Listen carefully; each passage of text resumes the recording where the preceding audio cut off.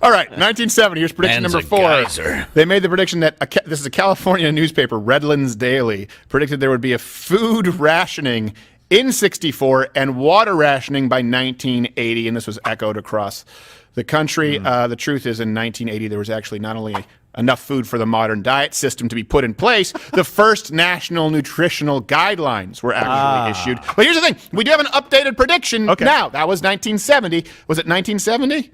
I have to be using these notes here today because I want to make sure that you guys don't crucify me if I'm off by a year or a month, because I know that invalidates everything. Don't kid yourself. It's going to happen anyways. Yes.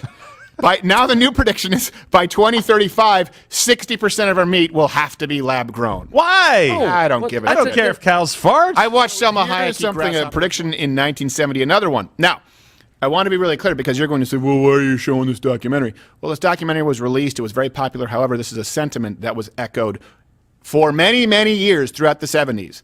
And there was scientific consensus in the 70s, but I wanted to provide visual aids. Sorry, we're done with the chasing butt gig thing. Visual assistance.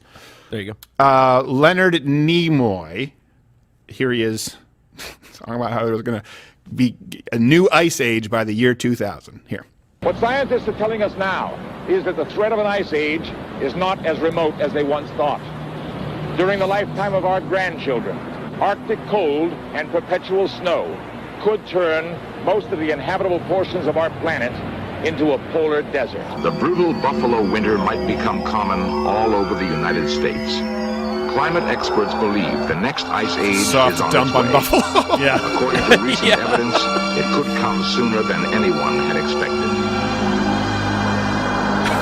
At weather stations in the far north, temperatures have been dropping for 30 years. You know, frozen hell. Buffalo. Seacoasts, long free of summer ice, are now blocked year-round.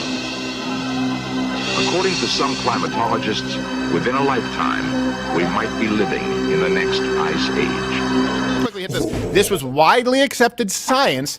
This was Washington Post, 1971. The White House, 1974. Guardian in 1974. Time Magazine, 1974. The world could be as little as 50 or 60 years away from a disastrous new ice age, is what the Washington Post said. Time said telltale signs are everywhere when climatologist George J. Kukla of Columbia University, blah, blah, blah. I mean, these are everywhere. And here's something else, too. This is something that you're told today. Now, I'm not saying that because they were wrong about all of it before, that means they can't be right about anything today. Right. But the argument that they throw out 97% consensus, immediately dismiss it. It's a bullshit argument. Okay, I've told you about this before. You can go back and watch that segment. However, this is not the first time that they've made this argument. This is important because now people say, well, there might have been one or two. I just gave you every major publication throughout the 1970s, and not only that, but these major publications were saying that anyone who denied the idea of a coming ice age were denying what? Scientific consensus. This is from New York Times, all the bullshit that's fit to smear, saying climatologists can predict what temperature averages and extremes to expect over the next 10, 20, 30 years. They are predicting greater fluctuations and a cooling trend for the northern hemisphere, and they invoked the rhetoric of scientific consensus. This was in 1976.